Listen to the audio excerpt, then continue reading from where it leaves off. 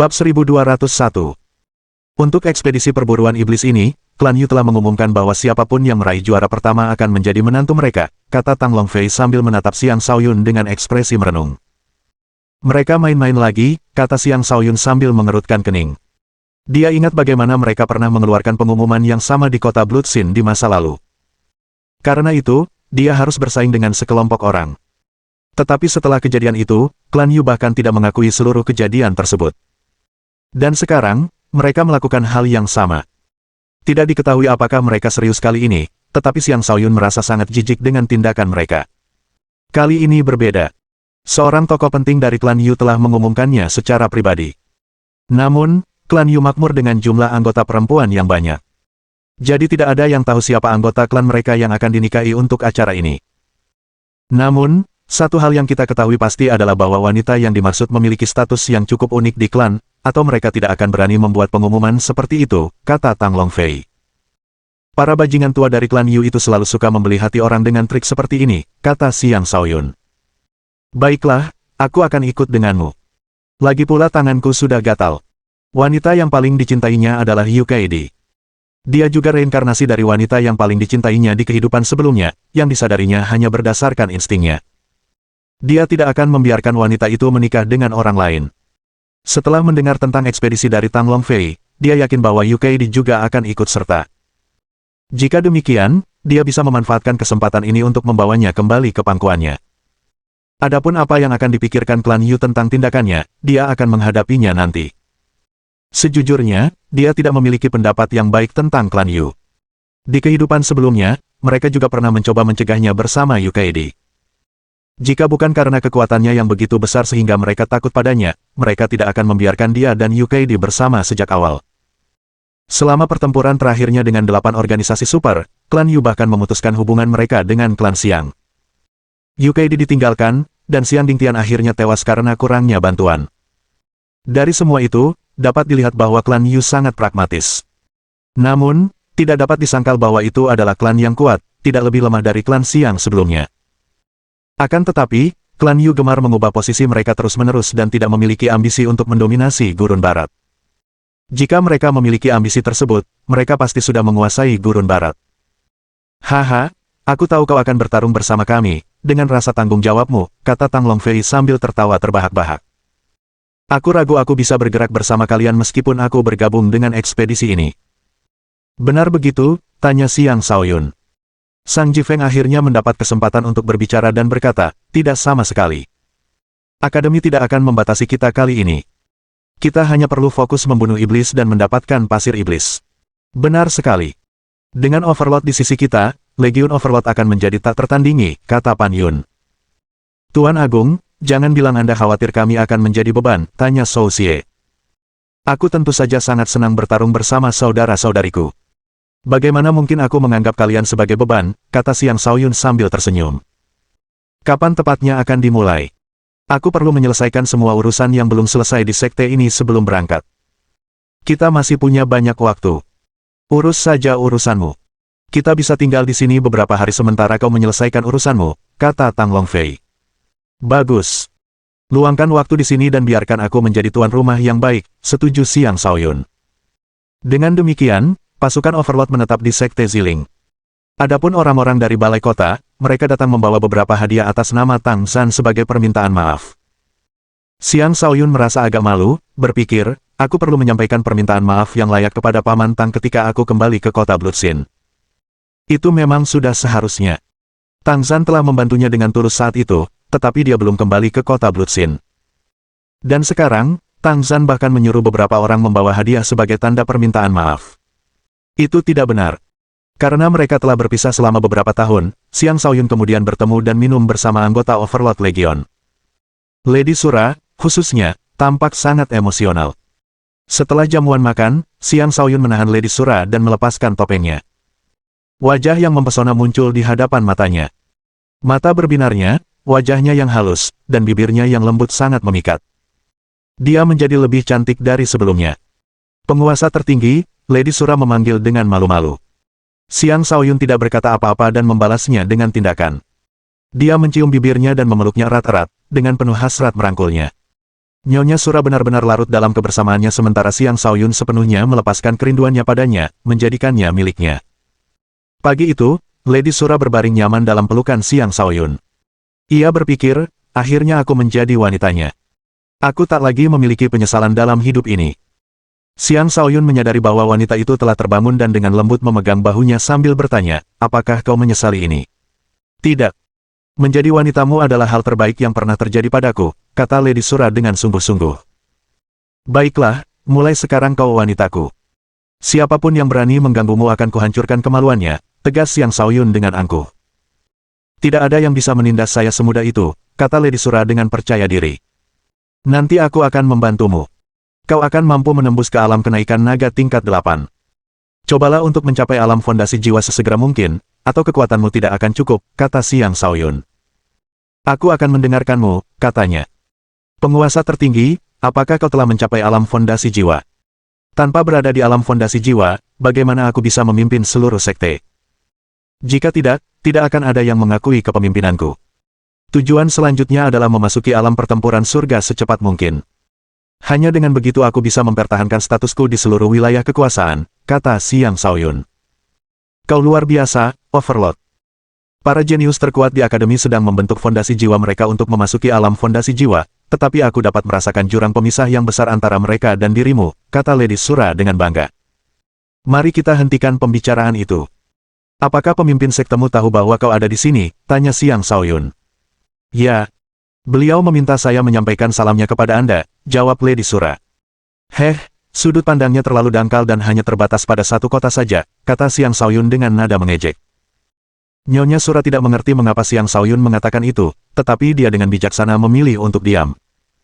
Bab 1202. Xiang Shaoyun membereskan semua masalah yang belum terselesaikan di sekte tersebut dan berulang kali mengingatkan Devouring Ghost untuk menjaga sekte. Dia juga menyuruh mereka meminta Tianji untuk meminta bantuan aula suci begitu sesuatu yang buruk terjadi. Dia juga memanggil Gong Qingyin. Dia telah melakukan perjalanan melalui wilayah-wilayah di bawah administrasi sekte Ziling untuk mengembangkan hati dan kecapinya, yang sangat bermanfaat baginya. Dia juga secara konsisten melaporkan keberadaannya yang terbaru kepada sekte tersebut agar Xiang Shaoyun tidak khawatir tentang dirinya. Dengan demikian, Xiang Shaoyun dapat dengan mudah menemukannya dan memanggilnya kembali. Dia tidak memanggilnya kembali agar dia membantu menjaga sekte tersebut. Sebaliknya, dia siap membawanya serta ke alam iblis. Gong Qingyin sudah berada di alam kenaikan naga, tetapi pengalaman bertarungnya masih kurang, terutama yang mempertaruhkan nyawanya.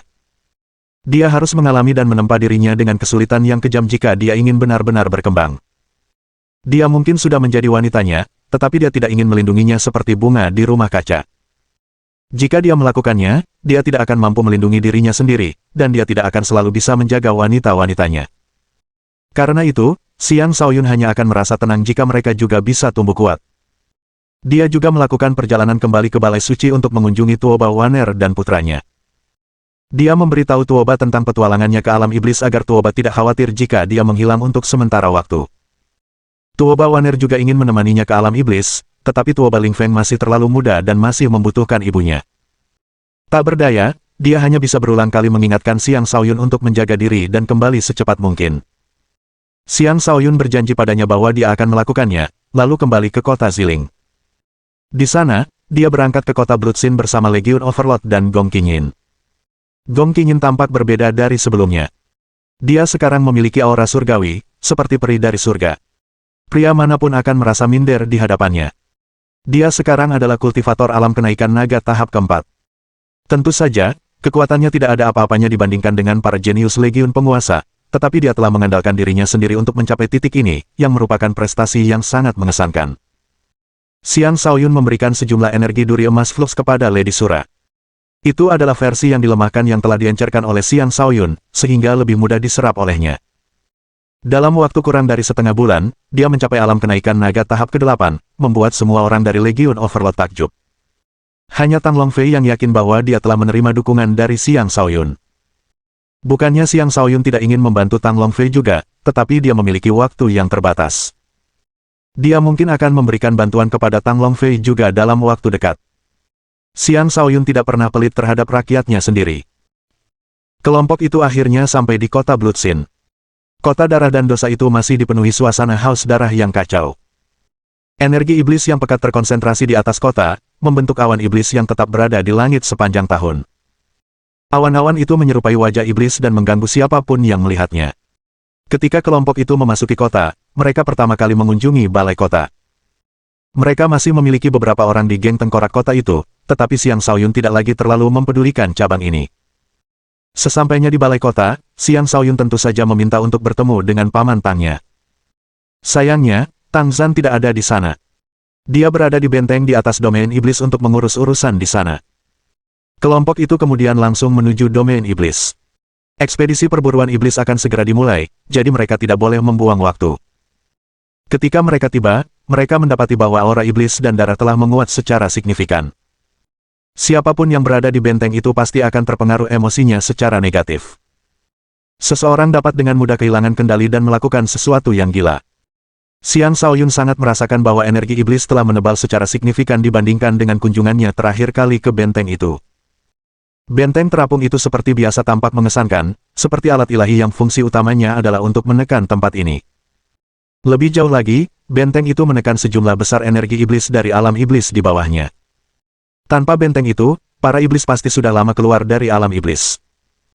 Berdasarkan ingatan kehidupan masa lalunya, Xiang Shaoyun yakin bahwa para ahli terkuat umat manusia telah membangun benteng terapung itu. Bahkan di puncak kekuatannya pun, ia tidak mampu menembus benteng tersebut. Jelas sekali bahwa dia masih jauh dari puncak kultivasi di kehidupan sebelumnya. Sungguh menggelikan bahwa dia begitu sombong hingga mencoba mendominasi dunia dengan tingkat kekuatan seperti itu. Apa yang kau pikirkan, Overlord? Ayo kita ke sana, desak Tang Longfei. Xiang Shaoyun tersadar dari lamunannya dan bergegas menuju benteng bersama anak buahnya. Ia menyampaikan kepada Gong Qinyin, "Qinyin, kamu harus tetap tenang di sini. Sering-seringlah melafalkan mantra penenang hati, dan jangan biarkan energi jahat di sini mengganggu pikiranmu. Jika tidak, hal-hal buruk dapat terjadi dengan sangat mudah." Gong Qinyin tersenyum dan menjawab, "Jangan khawatir. Aku tidak menghabiskan beberapa tahun untuk menempa hatiku dengan sia-sia. Energi jahat di sini mungkin menakutkan, tetapi itu tidak cukup untuk menggoyahkan tekadku." Senang mendengarnya, kata Xiang Shaoyun sambil mengangguk. Benteng itu sangat besar dan pada dasarnya merupakan sebuah kota besar.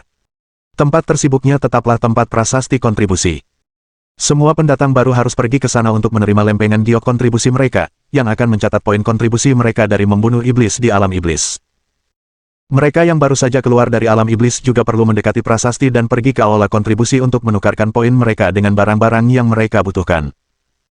Banyak anggota dari Legion Overlord yang hadir di sini untuk pertama kalinya, jadi prioritas utama mereka adalah memberikan lempengan giok kepada semua orang. Para jenius Legion Overlord tampak sangat bersemangat. Masing-masing dari mereka menyatakan keinginan untuk membantai sejumlah besar iblis dan mengukir nama mereka di prasasti kontribusi. Ketika mereka tiba di tempat untuk menerima piring giok mereka, mereka menemukan antrean panjang. Banyak orang mencoba mendapatkan piring giok. Mereka yang sudah memiliki piring giok berjalan-jalan di area perdagangan dan membeli beberapa barang penting untuk menjelajahi alam iblis. Di sana, kelompok Xiang Shaoyun bertemu dengan orang-orang dari Akademi Naga Phoenix dan akademi-akademi lainnya. Legion Overlord bukanlah orang asing bagi Akademi Naga Phoenix. Begitu pula Xiang Shaoyun. Keributan yang cukup besar terjadi ketika orang-orang melihatnya. Itu sepertinya Xiang Shaoyun. Dia bergabung lagi dengan Overlord Legion. Apakah dia kembali ke Akademi? Benar-benar dia. Baru beberapa tahun berlalu, tapi dia tampak lebih bersemangat dari sebelumnya. Sayang sekali dia dikeluarkan dan tidak bisa kembali lagi. Betapa hebatnya jika dia masih menjadi sesama murid seperti kita. Dia adalah sosok luar biasa yang mampu menggagalkan fisik kekacauan awal dan fisik yin yang. Aku penasaran apakah dia telah berhasil mengembangkan 9 kekuatannya. Bagaimanapun, dia adalah seseorang yang patut dihormati. Sepertinya ekspedisi perburuan iblis ini akan menarik. Sebagian besar orang dari Akademi Naga Phoenix tidak memiliki banyak permusuhan terhadap Xiang Shaoyun, dan banyak dari mereka menyesalkan kepergiannya. Tentu saja, masih ada beberapa yang menganggapnya sebagai gangguan. "Xiang Shaoyun, aku menantangmu," sebuah suara provokatif dan mendominasi terdengar. Bab 1203. Xiang Shaoyun tidak menyangka seseorang akan memprovokasinya begitu dia tiba. Dari suaranya, dia langsung tahu bahwa penantangnya adalah Zhan Wushuang. Dia menoleh, dan benar saja, Zhan Wushuang dan anak buahnya berjalan ke arahnya. Mengikuti Zhan Wushuang adalah seseorang yang dikenalnya, Xia Yunxi. Dia sebenarnya memilih untuk berpihak pada Zhan Wushuang. Harus diakui bahwa dia benar-benar tahu cara memilih orang-orangnya.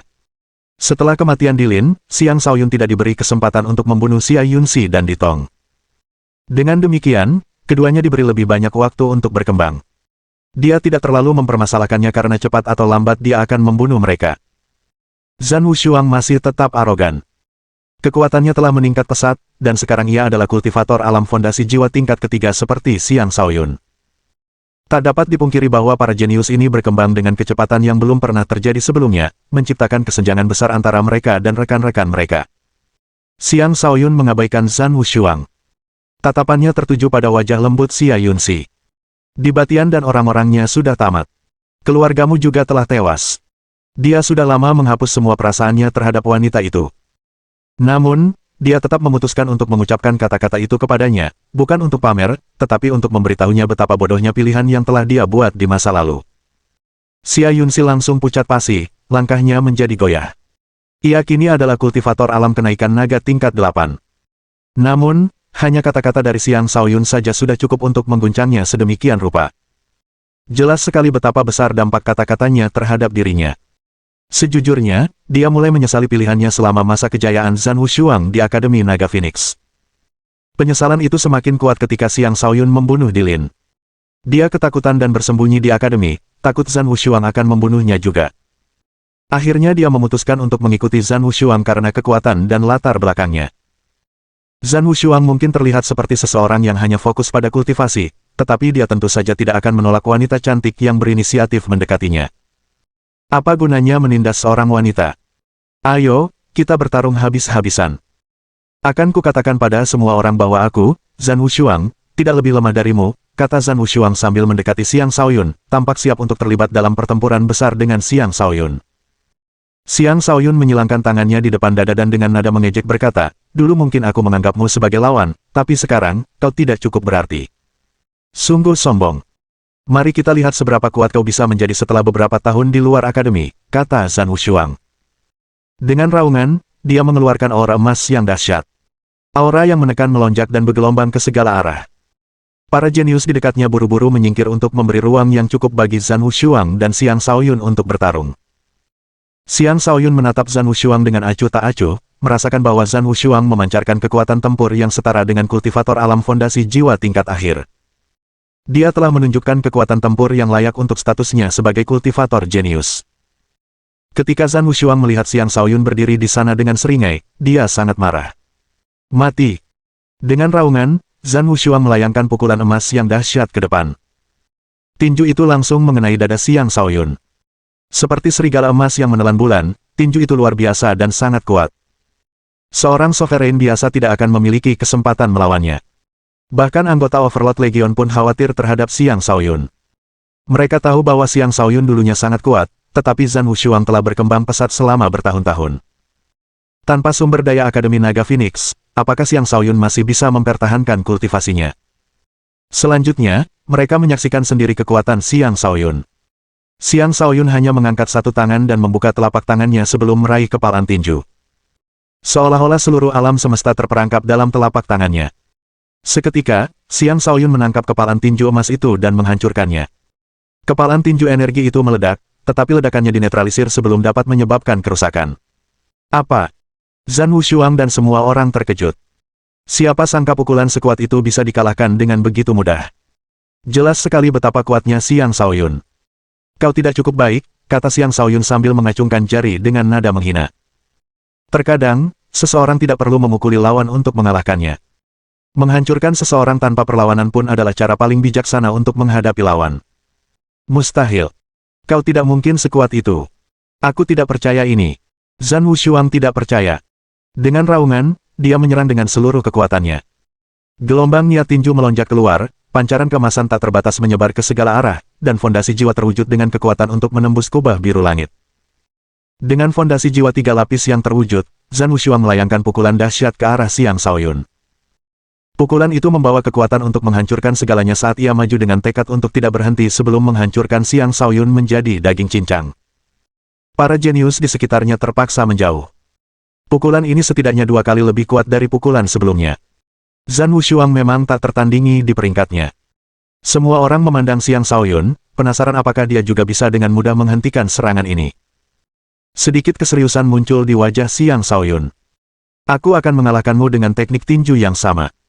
Kau harus menerima kekalahan ini dengan sepenuh hati. Saat pernyataan itu terucap, pancaran kemasan menyembur dari tubuhnya. Niat tinju yang kuat melonjak keluar dan melesat ke arah tinju Zhan Wushuang, disertai dengan untaian energi duri emas yang mengalir. Kedua tinju emas itu bertabrakan, menciptakan ledakan besar. Getaran susulan menyebar ke segala arah. Getaran susulan itu berlangsung cukup lama sebelum salah satu tinju akhirnya unggul dan mendorong tinju lainnya mundur. Tinju yang kala itu milik Zhan Wushuang. Dia tidak mampu menghentikan kekuatan Xiang Shaoyun dan terlempar jauh. Bahkan lapisan pertahanan emas yang tak tertembus di sekitar Zhan Wushuang gagal menahan energi unik Xiang Shaoyun. Energi itu menyiksa seluruh tubuhnya dengan rasa sakit yang menyengat, menyebabkannya meraung kesakitan. Dia jatuh ratusan meter jauhnya dan berlumuran darah, tampak sangat menyedihkan. Bab 1204. Keheningan. Suasana di sekitarnya tenggelam dalam keheningan total.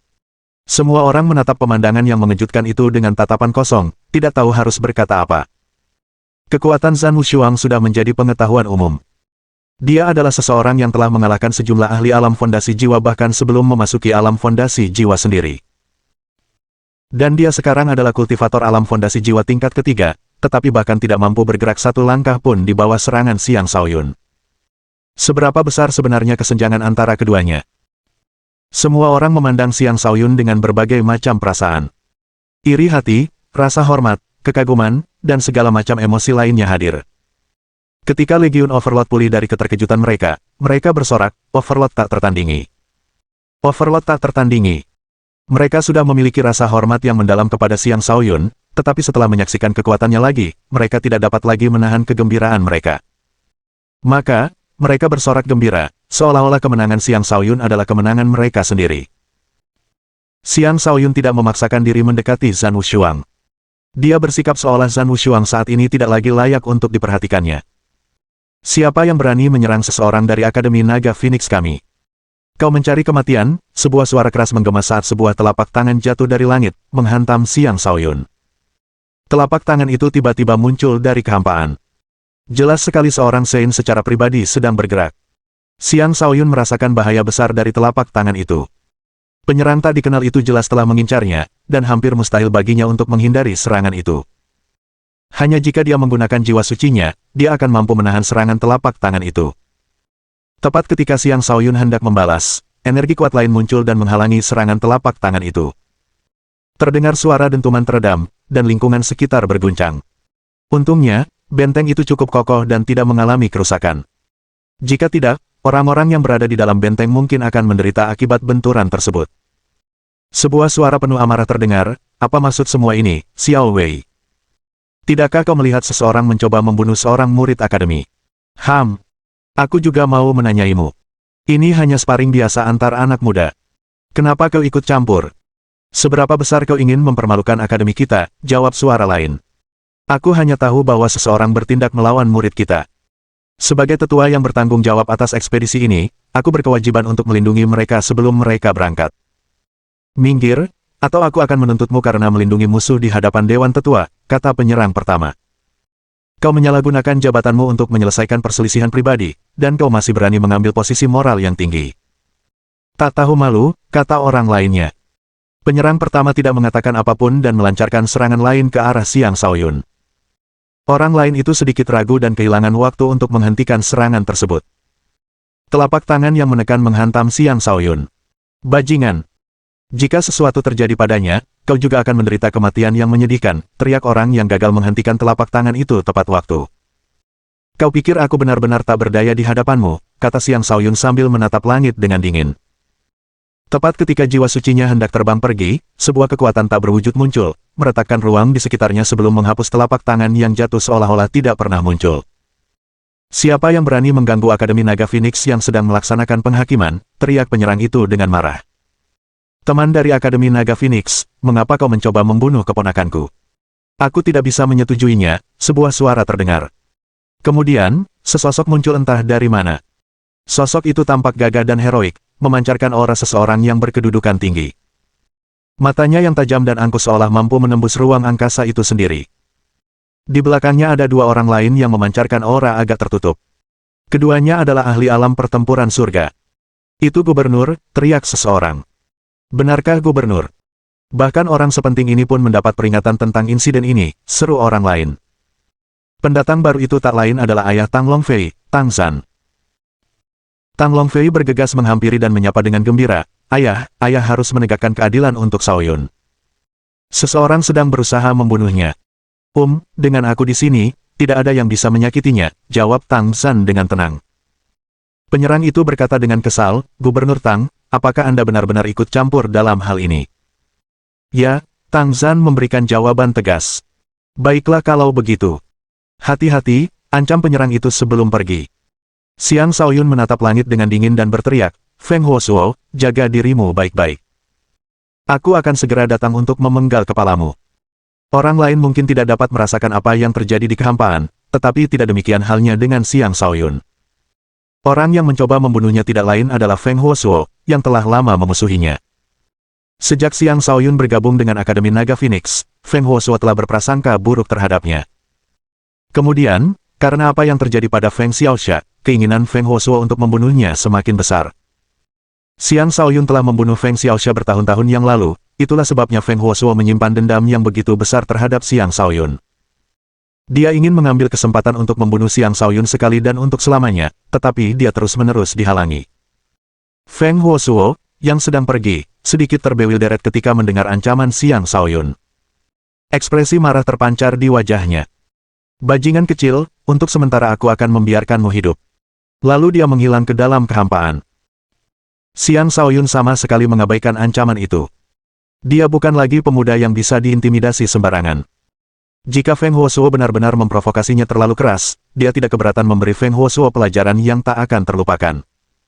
Xiang Xiaoyun bergegas menghampiri Tang Zan dan membungkuk. Ia berkata, terima kasih telah menyelamatkan saya, Paman Tang. Haha, kau benar-benar anak yang luar biasa, puji Tang Zan sambil menepuk bahu Xiang Xiaoyun. Kemudian dia menghela napas dan berkata, Paman Tangmu hampir saja menggagalkan rencana besarmu. Xiang Xiaoyun mengerti maksud Tang Zan. Ia segera berkata, jangan berkata seperti itu, Paman Tang. Paman sudah banyak membantuku. Jika Paman terus mengatakan hal-hal seperti itu, aku akan terlalu malu untuk menghadapi Paman. Baiklah, kita tidak akan membahas masa lalu. Selamat atas keberhasilanmu merebut kembali apa yang menjadi milik ayahmu. Semoga Sekte Ziling terus tumbuh semakin kuat, kata Tang Zan dengan gembira. Ia merasa gembira melihat kedewasaan Xiang Xiaoyun. Pemuda ini jauh lebih berbakat daripada putranya sendiri. Suatu hari nanti nama Xiang Xiaoyun akan bergema di seluruh dunia. Xiaoyun akan bekerja keras, kata Xiang Xiaoyun dengan serius. Baiklah. Nikmati waktu Anda di sini. Temui aku bersama Long Fei nanti malam. Aku menginap di sana. Long Fei tahu tempat ini, kata Tang Zan. Dia adalah penyelenggara ekspedisi perburuan iblis, dan tidak pantas baginya untuk menghabiskan terlalu banyak waktu di sini. Karena itu, dia pergi setelah mengobrol singkat. Setelah Tang Zan pergi, Xiang Xiaoyun membungkuk ke arah yang berbeda dan berkata, terima kasih, Tuan Xiao Wei, atas bantuan Anda. Bab 1205. Orang yang pertama kali membantu Xiang Xiaoyun tak lain adalah Xiao Wei, orang yang sama yang pernah membawanya ke Akademi Naga Phoenix dari kota Bloodsin. Xiao Wei keluar dari kehampaan. Penampilannya masih sama. Dengan ekspresi rumit, dia menatap Xiang Xiaoyun dan berkata, pertumbuhanmu sungguh pesat. Seandainya bukan karena beberapa orang dan tipu daya kotor mereka, kau pasti sudah menjadi murid terkuat di akademi ini. Sayang sekali. Xiao Wei secara pribadi telah menyaksikan perkembangan Xiang Xiaoyun di Akademi Naga Phoenix. Xiang Xiaoyun memiliki fisik yang luar biasa, 1:10.000, dan kemampuannya menggabungkan 9 kekuatan sangatlah mengesankan. Ada kemungkinan nyata bahwa dia dapat membangun fisik terkuat yang pernah ada. Xiao Wei sangat berharap Xiang Xiaoyun bisa tetap tinggal di akademi dan menjadi kebanggaan serta legenda akademi. Namun, mimpinya hancur karena beberapa individu yang egois. Xiang Xiaoyun tersenyum riang dan berkata, Tuan Xiao, tidak perlu bersikap seperti itu. Mungkin itulah takdir yang telah ditentukan untukku. Aku tidak akan pernah melupakan kebaikanmu. Kuharap kita bisa tetap berteman selamanya. Kedengarannya agak menggelikan bagi seorang kultivator alam fondasi jiwa seperti Xiang Xiaoyun untuk mengatakan bahwa dia ingin berteman dengan seorang ahli alam pertempuran surga. Lagi pula, seorang Saint alam pertempuran surga selalu berada jauh di atas semua yang lain. Mereka yang berada di bawah alam itu bahkan tidak bisa dibandingkan dengan mereka. Perbedaan status antara kedua alam itu jelas. Jika ini orang lain, Xiao Wei akan mendengus jijik. Tetapi menghadapi Xiang Shaoyun, dia bahkan tidak berpikir bahwa Xiang Shaoyun sedang menjilatnya. Sebaliknya, rasa gembira muncul dalam dirinya. Oke. Mulai sekarang, kita berteman, kata Xiao Wei sambil tersenyum. Orang lain mungkin tidak mengetahui identitas Xiang Shaoyun, tetapi Xiao Wei mengetahuinya dengan sangat baik. Xiang Shaoyun adalah satu-satunya murid tetua penjaga makam. Tetua penjaga makam mungkin tidak tampak terlalu penting di akademi, tetapi orang-orang yang berpengaruh tahu bahwa statusnya jauh melampaui para tetua agung sekalipun. Sebagai murid tetua penjaga makam, Xiang Shaoyun pasti akan menerima perhatian sang tetua. Jika Xiao Wei bisa berteman dengan Xiang Shaoyun, dia akan mendapat manfaat di akademi. Ketika para murid Akademi Naga Phoenix di dekatnya melihat pemandangan itu, pikiran mereka menjadi kosong. Mereka juga ingin menawarkan diri untuk berteman dengan Xiao Wei, tetapi mereka tidak berani mengatakannya.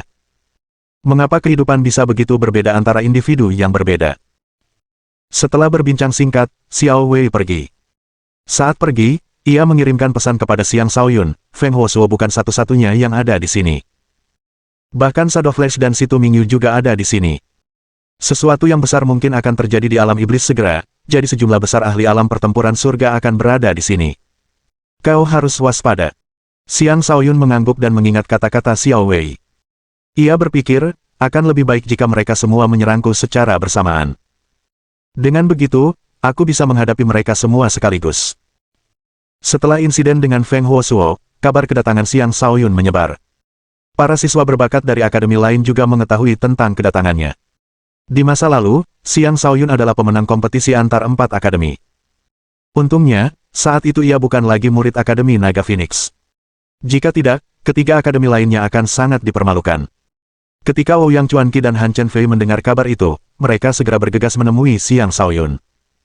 Han Chenfei, khususnya, sangat gelisah. Sudah lama sekali sejak terakhir kali ia bertemu dengannya. Ia merasa jantungnya berdebar kencang hanya dengan memikirkan tentangnya. Adapun Han Qianwei dan Han Suiwei, yang sekarang menjadi saudara perempuannya, keduanya juga sangat gembira, tetapi mereka sekarang jauh lebih tenang dan dapat menyembunyikan emosi mereka lebih baik daripada sebelumnya. Mereka tahu bahwa Han Chenfei menyukai Xiang Shaoyun. Dengan perbedaan antara mereka dan Han Chenfei, mereka tidak memiliki kepercayaan diri untuk memperebutkan Xiang Shaoyun dengannya. Xiang Shaoyun bahkan menolak orang seperti Han Chenfei, apalagi mereka. Ketika Tang Longfei hendak mengunjungi Xiang Shaoyun di Sekte Ziling, Han Chenfei sedang mengalami terobosan. Itulah sebabnya dia tidak bisa ikut serta. Jika tidak, dia tidak akan pernah melewatkan kesempatan untuk bertemu Xiang Shaoyun. Baik dia maupun Ouyang Chuanqi muncul di hadapan Xiang Shaoyun bersama sekelompok orang dari Legiun Penguasa. Penguasa tertinggi. Ouyang Chuanqi, Han Chenfei, dan anggota lainnya menyapa dengan penuh semangat. Legiun Overlord telah berkembang hingga memiliki sekitar 3.000 anggota. Untuk ekspedisi ini, sebagian besar anggota mereka telah tiba. Ketika mereka berteriak bersama, suara mereka menggelegar dan mengguncang lingkungan sekitar, membuat orang-orang di dekat mereka ketakutan. Mereka semua menduga bahwa bos dari suatu organisasi kuat telah tiba. Dan dugaan itu benar. Xiang Shaoyun adalah pemimpin spiritual dari Overlord Legion. Meskipun dia telah meninggalkan Akademi Naga Phoenix, legenda tentang prestasinya masih menyebar di akademi. Tidak ada yang bisa menghentikan para anggota ini untuk mengembangkan rasa hormat yang mendalam kepada Xiang Shaoyun. Saat Xiang Shaoyun menatap orang-orang di hadapannya, matanya berkedip-kedip, diselimuti lapisan kabut. Bagus sekali. Halo semuanya. Sang penguasa sangat senang bertemu kalian semua lagi. Mari kita cari tempat dan minum untuk reuni kita, kata Xiang Shaoyun sambil memandang semua wajah yang familiar. Kau dengar itu? Hari ini, kita akan minum sampai mabuk berat, kata Ouyang Chuanqi. Ya, minumlah Overlord, bodoh. Semua menjawab serempak. Tepat ketika Xiang Shaoyun hendak mengatakan sesuatu, sesosok mungil menerkam dan merangkulnya sebelum ia sempat bereaksi. Bibir lembut menempel di bibirnya, seketika membuatnya terkejut. Bibir itu dingin seperti es namun juga panas membara, meninggalkan rasa yang kaya di mulutnya. Keriuhan pun terjadi saat semua orang memandang dengan iri hati. Wanita pemberani itu tak lain adalah Han Chenfei. Ia mungkin seorang kultivator es, tetapi karakternya sama sekali tidak dingin. Jika ia menyukai seorang pria, ia rela melakukan apa saja untuk mengejarnya. Sudah beberapa tahun sejak terakhir kali dia bertemu Xiang Shaoyun, dan dia tidak bisa menahan kegembiraannya. Dia memutuskan untuk secara terbuka menyatakan perasaannya padanya. Ekspresi Han Qianwei dan Han Suewei meredup saat mereka menyaksikan. Salah satunya adalah pria yang juga mereka sukai, dan yang lainnya adalah kakak perempuan yang telah merawat mereka dengan baik. Kita hanya bisa membayangkan betapa rumitnya emosi mereka saat ini. Di sisi lain, Gong Qingyin dan Lady Sura merasa tidak senang, mata mereka berbinar dengan kilatan dingin. Xiang Shaoyun menikmati ciuman tiba-tiba itu dan sepenuhnya larut dalam kenikmatan ketika seluruh tubuhnya terasa tidak enak. Dia buru-buru mendorong Han Chenfei menjauh dan melihat ke arah tertentu. Dia melihat sekilas siluet merah menghilang di tengah kerumunan. Bab 1206. Han Chenfei mengikuti pandangan Xiang Shaoyun dan melihat sosok yang pergi. Bibirnya melengkung membentuk senyum puas. Xiang Shaoyun ingin mengejar, tetapi Han Chenfei memeluk lengannya erat-erat, dan dia tidak mampu melepaskannya. Dia mengusap hidungnya dan berpikir, wah, kesalahpahaman kali ini akan cukup besar. Sosok yang pergi itu tak lain adalah Yu Kaidi. Xiang Shaoyun tidak sempat melihat wajahnya, tetapi dia yakin itu adalah dia. Itulah yang dikatakan perasaannya terhadapnya selama 2 kehidupan. Dia tidak mungkin salah. Karena dirinya menjadi pusat perhatian, dia merasa agak gelisah. Dia buru-buru membawa pasukan Overlord pergi dan mencari tempat untuk mulai minum.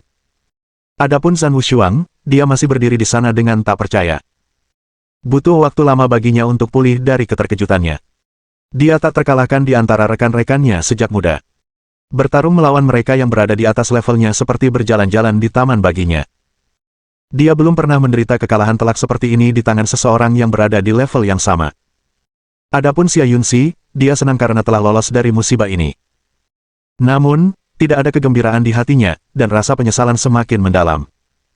Dia bertanya-tanya apakah dia masih akan mengkhianatinya jika dia bisa memutar waktu kembali. Pada hari itu, banyak anggota Overlord Legion berusaha membuat Xiang Shaoyun mabuk.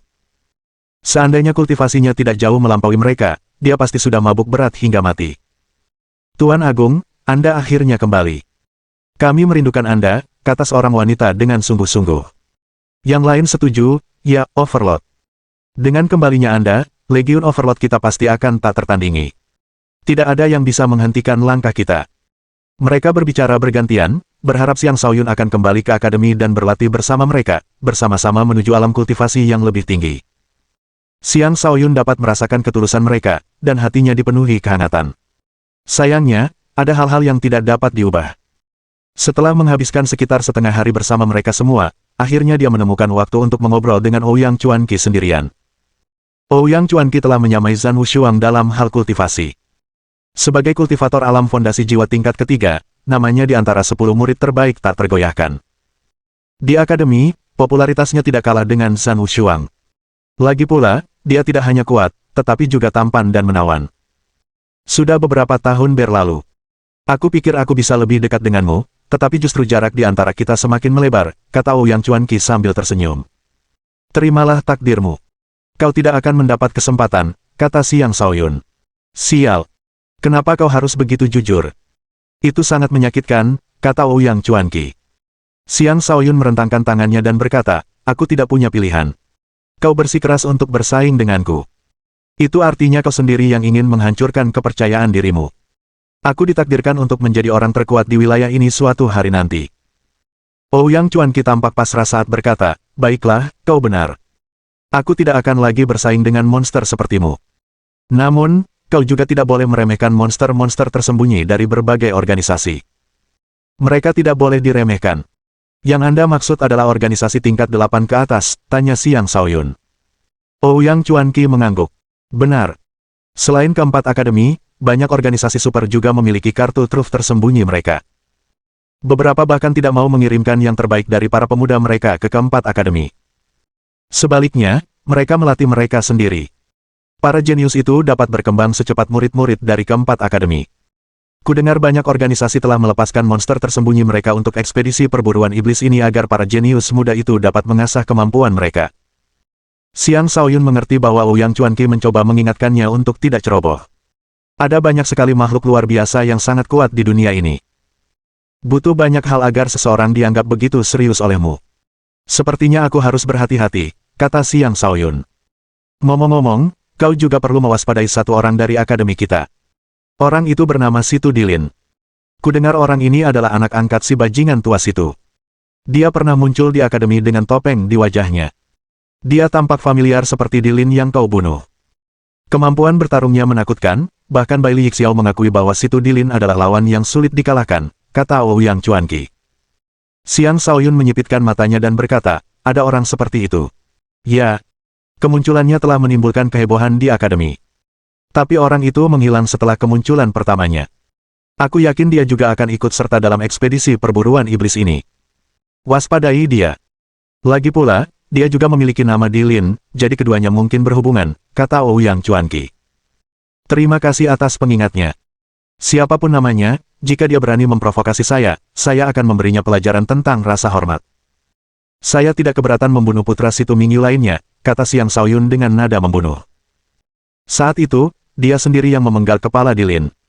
Jika bukan karena itu, dia pasti akan curiga bahwa Situ Dilin ini adalah Dilin yang sama. Baiklah, mari kita hentikan pembicaraan itu. Kau bisa memutuskan pengaturan untuk saudara-saudari kita. Lebih baik jika kita tidak semua pindah bersama-sama ke alam iblis, atau kita akan dengan mudah menarik terlalu banyak iblis dan beberapa iblis super kuat. Kita harus berhati-hati, kata Ouyang Chuanqi.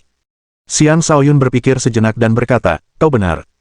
Setelah bertahun-tahun, kau lebih mengenal Legiun daripada aku. Kau yang akan mengurus pengaturannya. Aku tidak akan ikut campur.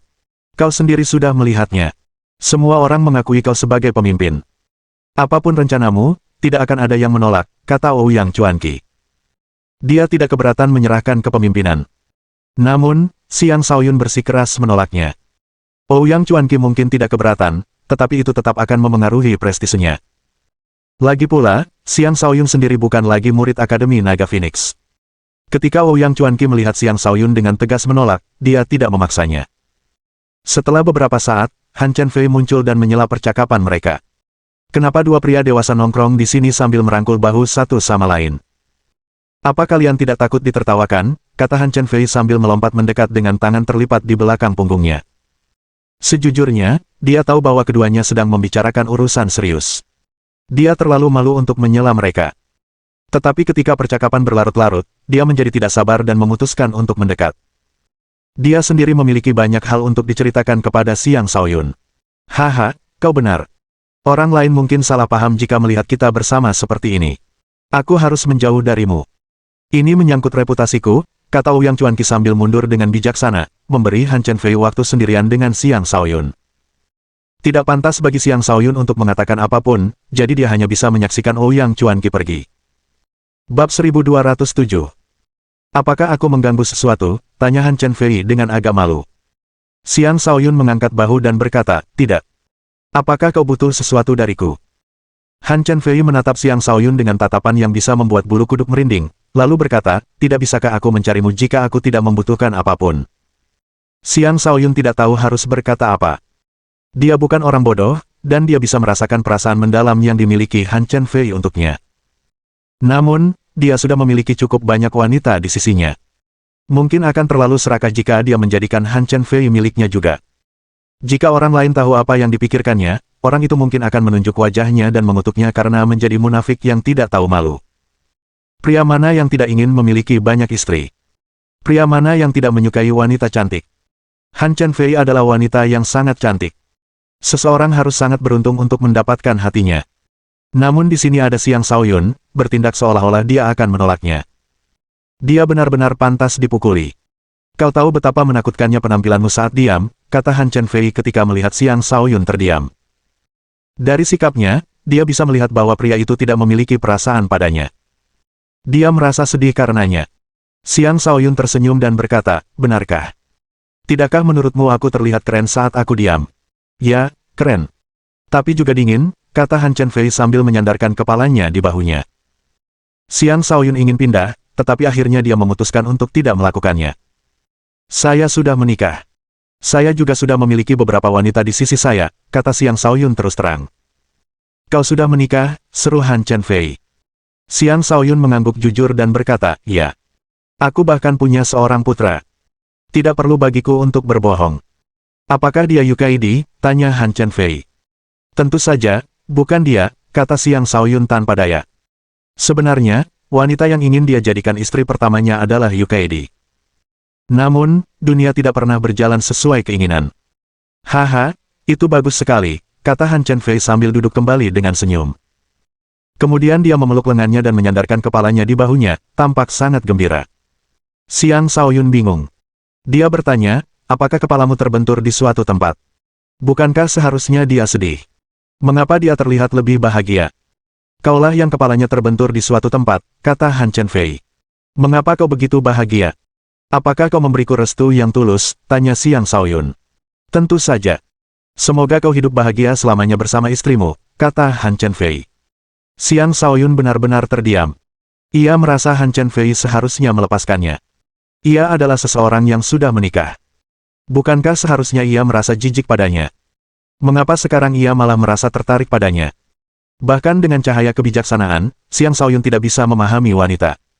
Selama ini, Han Chenfei menganggap Yu Keidi sebagai pesaing terbesarnya karena Xiang Shaoyun telah menyatakan bahwa Yu Keidi adalah wanitanya sejak lama. Karena itu, ia merasa senang mengetahui bahwa Yu Keidi pada akhirnya bukanlah istri pertama Xiang Shaoyun. Alasan dibalik pemikirannya adalah sesuatu yang hanya sedikit orang yang bisa mengerti. Dia tidak menghabiskan terlalu banyak waktu bersamanya. Lagi pula, dia masih perlu mengunjungi Tang Zhan bersama Tang Longfei. Sebagai penyelenggara ekspedisi perburuan iblis, Tang Zhan pasti akan menyampaikan sesuatu kepada mereka. Xiang Shaoyun dan Tang Longfei tiba di sebuah bangunan kuno, kediaman sementara Tang Zhan. Sangat sulit bagi seseorang untuk memiliki kediaman seperti ini di benteng. Sebagai gubernur kota Bloodsin yang telah lama menjabat, Tang Zhan tentu memiliki status yang luar biasa di benteng tersebut. Karena itu, tidak mengherankan jika ia memiliki kediaman seperti ini di sini. Sebelumnya saya tidak memenuhi syarat untuk masuk ke tempat ini. Berkat Anda, akhirnya saya bisa berkunjung, canda Tang Longfei. Omong kosong apa itu? Jika kau benar-benar ingin masuk, Paman Tang tidak akan menghentikanmu, kata Xiang Shaoyun. Namun segera setelah dia berbicara, seorang penjaga bersenjata menghentikan mereka dan berkata, ini adalah zona terlarang. Orang sembarangan tidak diperbolehkan masuk. Mereka yang tidak patuh akan dibunuh. Penjaga itu adalah ahli yang bertugas mengawasi kediaman tersebut. Setiap penjaga memancarkan aura haus darah yang menakutkan dan membuat bulu kuduk merinding. Tang Longfei sedikit gemetar dan berkata, Tuan Gubernur memanggil kami. Saya putranya, Tang Longfei. Mohon beritahukan kedatangan kami kepadanya. Jadi, Anda Tuan Tang. Anda boleh masuk. Gubernur telah memberitahu kami tentang kedatangan Anda, kata penjaga itu sambil segera menarik niat membunuhnya dan menyingkir. Barulah saat itu Xiang Shaoyun percaya bahwa ini adalah kunjungan pertama Tang Longfei ke tempat ini. Keduanya melangkah masuk dan mendapati bangunan itu dipenuhi formasi. Satu langkah salah bisa berakibat fatal. Sebuah jalan setapak kecil muncul di hadapan mereka. Jalan itu mengarah ke sebuah pintu batu. Selain jalan setapak dan pintu itu, segala sesuatu yang lain tampak tidak jelas dan kabur. Bahkan indera jiwa suci Xiang Shaoyun pun tidak berfungsi di sini. Dia berpikir, benteng ini sungguh luar biasa. Mungkin aku akan mencapai puncak kultivasi tertinggi pada saat aku menemukan rahasia di balik tempat ini. Tak lama kemudian, keduanya berdiri di depan pintu batu. Pintu itu terbuka dengan sendirinya, memperlihatkan pemandangan yang sama sekali berbeda. Sebuah halaman yang tenang dan elegan terbentang di balik pintu. Banyak tanaman langka tumbuh di mana-mana. Pohon-pohon kuno menghiasi lanskap, memancarkan energi spiritual yang memabukkan. Tempat ini sama sekali tidak terpengaruh oleh energi jahat yang merasuki benteng. Baik Xiang Shaoyun maupun Tang Longfei sangat terkejut. Tempat yang bagus sekali. Orang tua itu ternyata telah memonopoli tempat ini untuk dirinya sendiri. Sungguh menjengkelkan, kata Tang Longfei. Ya, ini tempat yang bagus. Tapi dengan kekuatanmu, kau tidak akan bisa benar-benar menghargainya. Akan sia-sia jika kubiarkan kau memilikinya, suara Tang Zhan terdengar lantang. Ia duduk di depan meja batu di halaman, sedang menyeduh secangkir teh. Ia tampak seperti sudah menunggu mereka. Apa yang kau bicarakan, Pak Tua? Kami tidak lemah lagi, kata Tang Longfei dengan marah. Tang Zhan mengabaikannya dan bertanya kepada Xiang Shaoyun, Shaoyun, apakah kau tahu mengapa aku mengatakan itu? Xiang Shaoyun tersenyum dan menjawab, ini adalah tempat yang terisolasi dari dunia luar dengan kekuatan spasial. Di sini, seseorang dapat memahami kedalaman ruang angkasa. Umumnya, seseorang hanya dapat merasakan kekuatan ini setelah mencapai alam pertempuran surga. Orang lain tidak akan dapat merasakan apapun di sini. Itu memang akan sia-sia. Tang Zhan mengangkat alisnya sebelum menatap Tang Longfei dan berkata, dengar itu. Dia sudah memahami seluk-beluk tempat ini, dan kau masih sama sekali tidak mengerti. Sungguh menjengkelkan ketika perbandingan dibuat. Patua, kau seharusnya tidak meremehkan putramu seperti ini. Xiaoyun itu luar biasa. Kita seharusnya tidak membandingkan diri kita dengannya, kata Tang Longfei dengan getir. Bab 1208. Dengan jiwa suci dan ingatan dua kehidupan, Xiang Xiaoyun jauh lebih berpengetahuan daripada rekan-rekannya. Karena itu, dia dapat merasakan betapa luar biasanya tempat ini. Ini bukanlah tempat yang dibangun oleh seorang suci, melainkan sesuatu yang ditinggalkan oleh dewa alam kelahiran kembali. Di tempat tinggal ini, seseorang dapat merasakan kedalaman ruang. Itu sangat bermanfaat bagi kultivasi seseorang. Jika seseorang dapat memahami hukum alam tempat ini, seseorang bahkan mungkin mendapat kesempatan untuk memasuki alam kelahiran kembali. Tang Zhan berkata, ya, kita tidak seharusnya membandingkan. Tapi kau tetap harus bekerja keras. Jangan terlalu sombong sebelum mencapai alam pertempuran surga, atau kau akan mati tanpa tahu bagaimana itu terjadi. Kapan saya pernah bersikap sombong? Saya selalu bersikap rendah hati, kata Tang Longfei. Jangan kira aku tidak tahu apa yang kau lakukan di Akademi Naga Phoenix. Kalau mau, aku bisa tahu apa saja. Jangan berpikir kau begitu hebat setelah menjadi wakil komandan. Ada banyak orang aneh di dunia ini yang belum kau saksikan, kata Tang Zhan sambil mendengus dingin. Aku tidak memanggilmu untuk membicarakan ini. Aku ingin memberitahumu untuk tidak ikut serta dalam ekspedisi perburuan iblis jika memungkinkan. Mengapa? Tanya Xiang Xiaoyun dan Tang Longfei. Ekspedisi perburuan iblis mungkin terdengar seperti acara di mana kita berkumpul dan memburu iblis, tetapi anggota dari berbagai organisasi juga bersaing untuk mendapatkan poin kontribusi. Menjelang akhir, mereka akan mulai saling bertarung alih-alih melawan iblis. Dengan begitu, mereka dapat mengurangi persaingan dan merebut lebih banyak poin kontribusi, Tang Zhan memperingatkan dengan sungguh-sungguh. Poin kontribusi bisa dicuri, tanya Tang Longfei dengan heran. Secara umum, apapun yang tercatat di lempengan giok akan menjadi semua yang dimiliki seorang kultivator. Jika seorang kultivator meninggal, poin kontribusi akan dicatat di prasasti kontribusi. Tidak seorang pun boleh mencuri poin mereka. Poin kontribusi di piring giok tentu saja tidak mudah dicuri.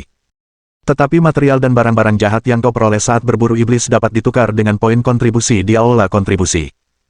Itu mudah dicuri, kata Tang Zhan. Apakah maksudmu keempat akademi itu dengan sengaja mengirim murid-murid mereka ke kematian? Tanya Xiang Xiaoyun dengan ragu. Keempat akademi selalu beroperasi dengan hukum rimba. Hanya para penyintas sejati yang akan dianggap sebagai elit dari para elit, kata Tang Zhan.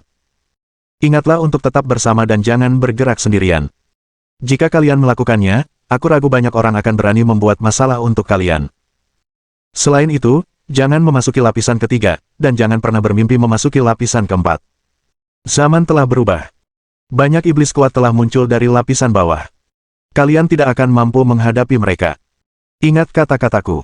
Ini bukan misi wajib bagi kami. Sebagian besar peserta adalah pengawas, jadi tidak masalah jika kami tidak ikut serta, kata Tang Longfei. Lalu dia menatap Xiang Xiaoyun, menunggu keputusannya.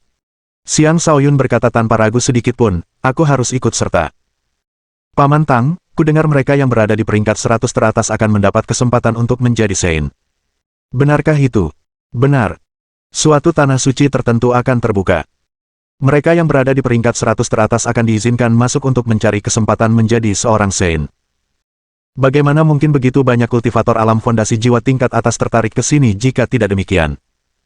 Xiaoyun, kekuatanmu cukup bagus. Jika tingkat kultivasimu beberapa tingkat lebih tinggi, aku mungkin akan setuju kau bergabung dengan ekspedisi ini.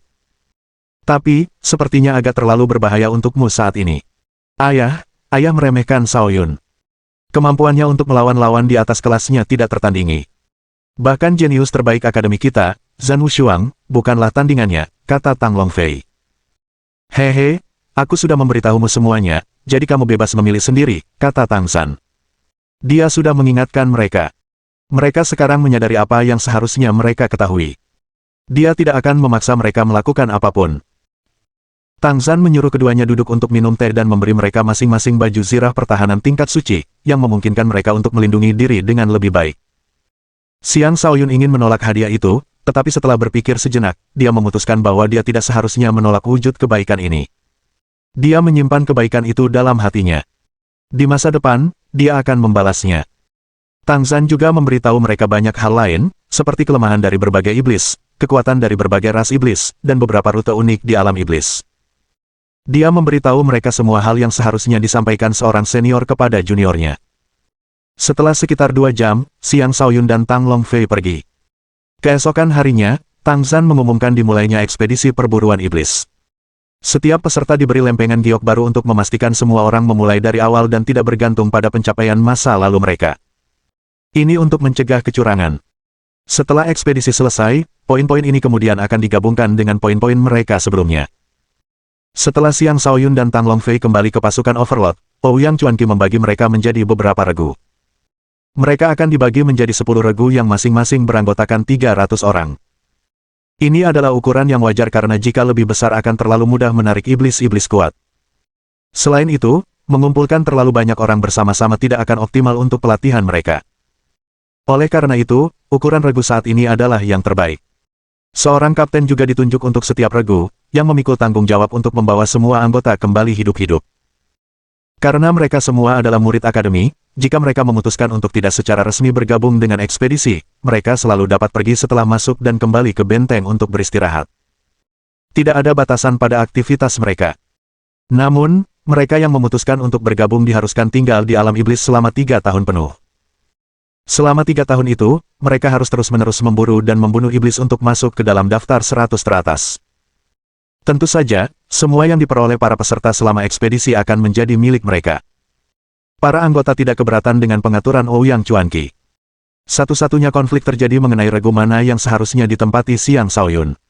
Dia adalah pemimpin dengan kekuatan tempur yang tak tertandingi. Regu tempat dia berada akan terasa jauh lebih aman. Selain itu, mereka semua ingin bertarung di sisinya. Overlord, Anda sebaiknya bergabung dengan kami, kata seseorang. Tidak, Overlord pasti bersama kita. Kita telah mengaguminya sejak lama, kata orang lain. Semua orang berdebat satu sama lain. Xiang Shaoyun tidak punya pilihan selain menatap Ouyang Chuanqi, meminta bantuan dengan tatapannya. Ouyang Chuanqi mengangkat bahu dan berkata, kamu putuskan sendiri. Aku tidak bisa membantumu dalam hal ini.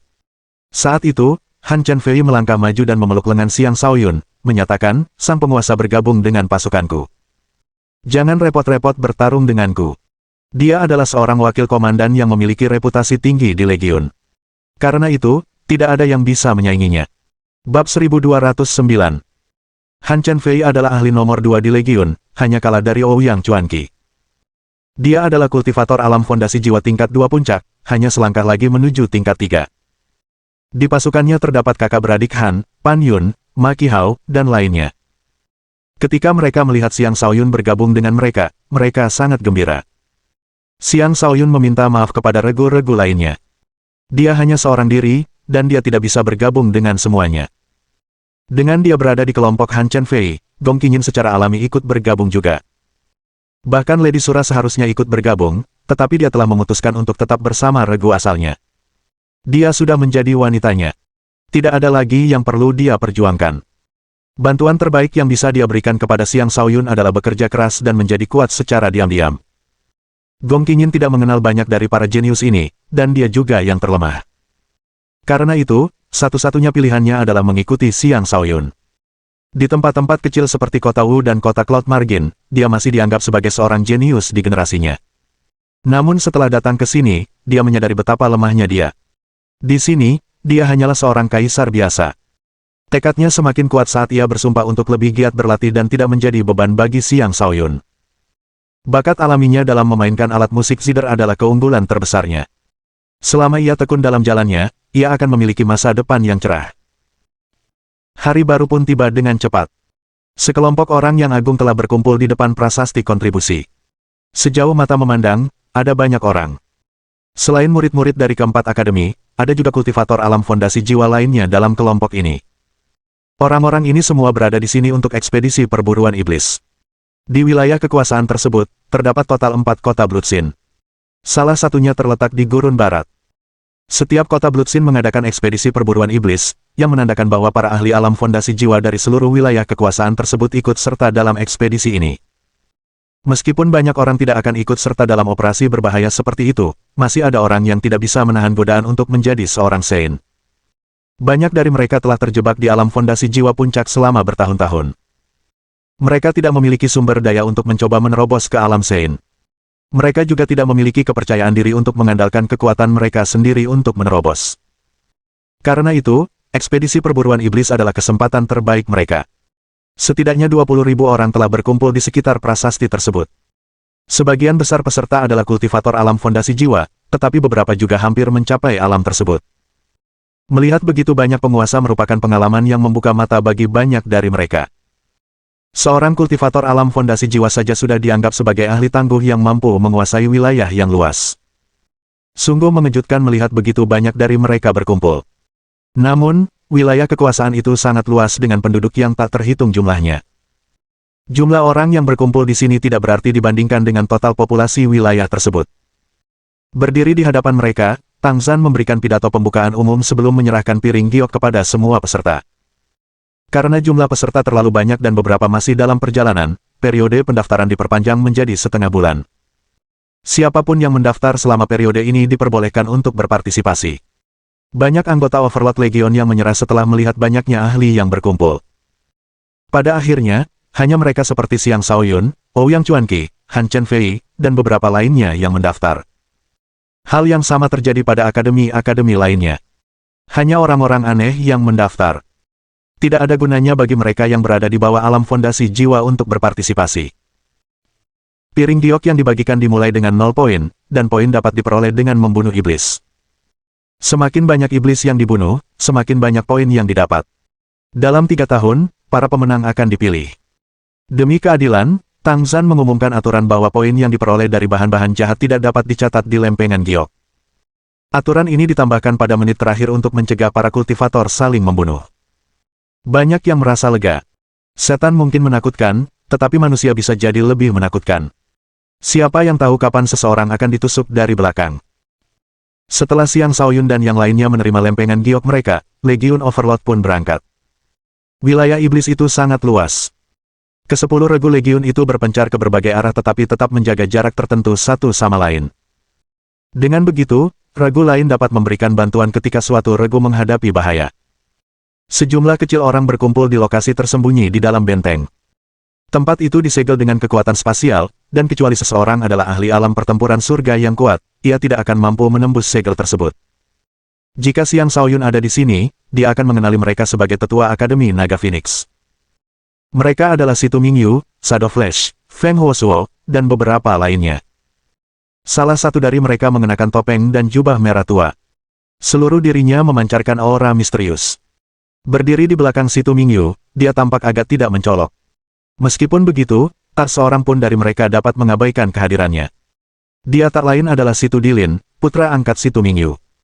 Ia memiliki fisik yang terbuat dari api murni, posesing bakat yang setara dengan para jenius terbaik Akademi Naga Phoenix. Mereka berada di sini untuk membicarakan ekspedisi perburuan iblis dan Xiang Shaoyun. Dilin, berusahalah sebaik mungkin untuk ekspedisi ini. Masuk 100 besar tidak akan mudah, kata Situ Mingyu. Dengan dukungan kami, itu tidak akan sulit, kata Shadow Flash. Benar sekali. Jika kita bahkan tidak bisa membantu Dilin masuk 100 besar dengan begitu banyak dari kita yang bekerja sama, itu akan sangat memalukan, kata Feng Huosuo. Aku lebih khawatir untuk menghabisi bajingan kecil itu, Xiang Shaoyun. Aku akan membunuhnya dengan tanganku sendiri, kata Situ Dilin, yang tetap diam sepanjang pertemuan itu. Jangan remehkan bajingan kecil itu. Dia telah mengalahkan Zhan Wushuang hanya dengan satu gerakan. Fondasinya kuat, kata Feng Huosuo. Aku tidak peduli. Aku harus membunuhnya sendiri, kata Situ Dilin, matanya berbinar penuh amarah. Tidak akan sulit untuk membunuhnya. Saat kau bertemu dengannya, hancurkan saja gulungan giok yang kuberikan padamu. Aku sendiri yang akan menghabisinya, kata Situ Mingyu. Itu mungkin bukan langkah yang tepat. Dengan Tang Zhan sebagai pendukungnya, dia pasti punya kartu truf. Jika kita gagal membunuhnya dan membongkar diri kita ke akademi, seseorang akan bertindak melawan kita, kata Feng Huosuo. Heh, aku punya ide bagus.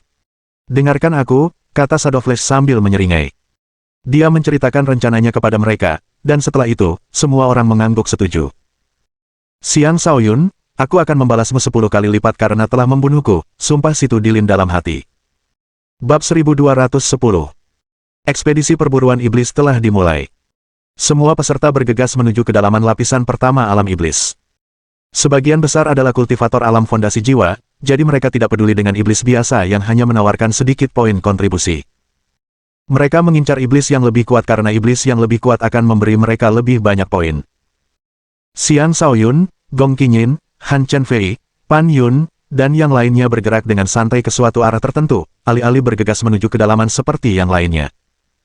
Mereka bergerak dengan kecepatan normal dan akan membunuh iblis manapun yang mereka temui tanpa memandang tingkatan iblis tersebut. Xiang Shaoyun jarang bergerak. Dia diam-diam membenamkan dirinya dalam energi iblis di sekitarnya, dan mendapati bahwa kedekatannya dengan energi iblis terus meningkat. Seolah-olah menyerap energi iblis dapat memperkuat domain jiwa neternya. Rune hantu di dalam domain jiwa neternya juga ikut berperan. Akhirnya, Xiang Shaoyun melepaskan rune hantu, memungkinkan rune tersebut menyerap energi iblis di sekitarnya dengan bebas. Orang-orang di sekitarnya dari Legion Overlord tercengang. Mereka tidak tahu dari mana rune hantu itu berasal, dan keterkejutan mereka semakin dalam ketika mereka menyadari bahwa rune hantu itu milik Xiang Shaoyun. Belakangan ini, Xiang Shaoyun sibuk membangun formasi teleportasi dan tidak punya banyak waktu untuk berkultivasi. Ekspedisi ini merupakan kesempatan yang sangat baik baginya untuk meluangkan waktu memikirkan langkah selanjutnya. Sebagai seseorang dengan ingatan dari dua kehidupan, ia harus mengatur ulang ingatannya dan menyesuaikannya dengan jalur kultivasinya saat ini. Sejak ia memahami 9 kedalaman, kecepatan kultivasinya meningkat secara signifikan. Namun, sangat sulit untuk menggabungkannya, dan ia gagal mengembangkan ke-9 kekuatan tersebut secara merata.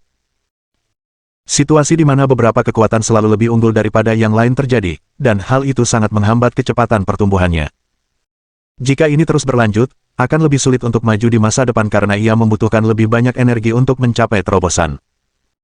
Hanya dengan mengumpulkan 9 energi asal untuk dengan cepat mengisi kembali bintang-bintangnya, dia akan mampu maju dengan pesat. Pilihan lainnya adalah menggabungkan 9 kedalaman. Tidak ada pilihan lain. Namun, setiap energi asal sangatlah langka. Tidak mudah baginya untuk mengumpulkan energi asal kegelapan dan petir. Selain itu, energi esensi bumi mistik dan energi flux Golton bukanlah energi asal. Namun, keduanya memiliki kualitas yang sebanding dengan energi asal dan telah banyak membantunya. Adapun energi kayu, air, api, angin, dan cahaya, dia tidak memiliki energi unik dari elemen-elemen tersebut untuk membantunya. Dia hanya bisa mengandalkan penyerapan energi biasa dan kristal spiritual. Karena itu, perkembangannya jauh lebih lambat daripada kekuatan lainnya. Sejujurnya, kecepatan perkembangan Xiang Shaoyun sudah sangat pesat, sampai-sampai para jenius lainnya pun akan merasa malu. Namun, dia masih belum puas dengan itu. Jika yang lain tahu ini, kepercayaan diri mereka akan hancur. Meskipun Xiang Shaoyun juga memiliki darah iblis yang mengalir di nadinya, energi iblis itu tidak dapat meningkatkan kultivasinya karena dia tidak dapat menggabungkannya dengan energi astral. Satu-satunya pilihannya adalah mengasah teknik bertarungnya dan lebih mendalami seluk-beluk kekuatan sehingga suatu hari nanti dia dapat menggabungkan 9 kekuatan terdalam. Saat ini, teknik fusi yang telah ia pahami terdiri dari angin dan petir, bencana petir bintang api, amukan emas, ketidakselarasan air api, dan yin dan yang. Semua itu adalah fusi dari dua kekuatan. Jika ia menggunakannya secara teratur dan meningkatkan pemahamannya tentang kedalaman kekuatan-kekuatan tersebut juga akan semakin dalam. Saat rombongan itu melakukan perjalanan melalui alam iblis, Xiang Shaoyun terus mempelajari teknik fusi dan mempraktikkannya dalam pertempuran nyata. Seiring latihannya, kekuatan tekniknya meningkat secara stabil. Sayangnya, mereka hanya bertemu dengan iblis-iblis kecil yang bahkan tidak mampu memberikan perlawanan berarti. Han Chenfei merasa tidak puas karena Xiang Shaoyun bersikap dingin padanya selama perjalanan ini. Namun, dia tidak tega mengganggunya, mengingat Xiang Shaoyun begitu fokus pada kultivasinya. Adapun Gong Qinyin, dia sebenarnya tidak terlalu mempermasalahkannya. Seperti Xiang Shaoyun, dia merenungkan jalur kultivasinya sambil melakukan perjalanan. Dia juga mengetahui bahwa 7 melodi pemutusnya tampaknya terkait dengan energi iblis dari alam iblis, yang terutama berlaku untuk emosi negatif yang dapat ditimbulkan oleh energi iblis tersebut pada seseorang. Pembangkitan semacam itu dapat membantu 7 melodi pemutus untuk sepenuhnya menunjukkan kekuatannya. Jika dia mampu menggabungkan konsep ini ke dalam permainannya, melodi mengerikan yang dihasilkan akan mampu menimbulkan kehancuran besar. Dengan demikian, dia sepenuhnya membenamkan dirinya dalam memahami Dao Kecapi, melupakan semua yang terjadi di sekitarnya. Bahkan Han Chenfei memandangnya dengan pandangan baru setelah menyadari apa yang dilakukan Gong Qinyin. Awalnya, Han Chenfei tidak terlalu peduli dengan Gong Qinyin. Terlepas dari penampilan atau kekuatan, dia percaya dirinya lebih unggul. Tetapi setelah menyaksikan betapa fokusnya Gong Qinyin dalam memahami Dao, dia akhirnya melihat Gong Qinyin sebagai lawan yang sesungguhnya. Sepertinya tak satu pun wanita di sisinya adalah orang biasa. Aku harus bekerja lebih keras, pikir Han Chenfei. Bakatnya sebanding dengan Ouyang Chuanqi, tetapi kecepatan kultivasinya lebih lambat, yang tidak bisa dia terima. Karena itu, dia harus bekerja lebih keras. Dahulu, lapisan pertama alam iblis sebagian besar ditempati oleh beberapa iblis lemah dan beberapa raja iblis yang muncul sesekali. Namun sekarang, terdapat sejumlah besar raja iblis yang kuat. Bahkan kaisar iblis pun muncul. Para iblis ini bukanlah binatang buas tanpa otak. Ketika bertemu dengan kelompok yang kuat seperti Overlord Legion, mereka biasanya memilih untuk menyerang dengan jumlah yang lebih besar atau bersembunyi. Mereka tidak akan dengan bodohnya menyerbu sendirian menuju kematian mereka. Sepanjang perjalanan, kelompok Xiang Shaoyun tidak menemui banyak kesulitan. Perlahan tapi pasti, mereka maju lebih dalam ke lapisan pertama, sementara banyak ahli telah mencapai lapisan kedua untuk memburu iblis yang lebih kuat. Hanya kelompok ini yang masih maju dengan kecepatan mereka sendiri. Suatu hari, kelompok itu bertemu dengan sejenis iblis reptil yang menyerupai setan kadal tetapi sebenarnya adalah iblis. Iblis reptil itu tampaknya telah menyatu menjadi deretan pegunungan hitam, sehingga hampir tidak mungkin untuk dideteksi. Jika bukan karena indera Xiang Shaoyun yang tajam, mereka pasti akan langsung terjebak dalam pengepungan. Setan-setan ini sangat kuat. Hati-hati, peringatkan Xiang Shaoyun dengan sungguh-sungguh. Dia bisa merasakan kehadiran seorang ahli super kuat yang tersembunyi di antara para iblis kadal, tetapi tidak bisa memastikan arahnya. Dia merasakan kehadiran tidak kurang dari 50 kaisar iblis di sekitar mereka. Kelompok iblis yang sangat kuat seperti ini sangat langka di lapisan pertama. Dengan munculnya kelompok seperti itu di hadapan mereka, menjadi jelas betapa banyak perubahan yang telah terjadi di alam iblis. Ada sekitar 2000 iblis kadal secara total. Ketika mereka menyadari bahwa manusia belum memasuki jebakan mereka, mereka menyerang manusia dengan ganas. Xiang Shaoyun tidak berniat untuk bertindak, tetapi ia terpaksa melakukannya ketika menyadari ada seorang raja iblis di antara mereka. Mohon dukungan dari omom ante-ante sekalian, buat subscribe atau sharekan novel Mimin ke Facebook kalian, agar channel Mimin bisa terus berkembang. Dengan begitu, Mimin bisa lebih semangat untuk up novel seru lain ke depannya. Buat teman-teman yang sudah subscribe dan sharekan novel Mimin, Mimin ucapkan terima kasih sebanyak-banyaknya. Sekiranya teman-teman menghadapi masalah video diputar dalam bahasa Inggris, coba tukar kepada bahasa Indonesia original melalui cara ini. Semasa mendengarkan, pencet tombol setting di atas kanan video, pilih audio track dan tukar bahasa.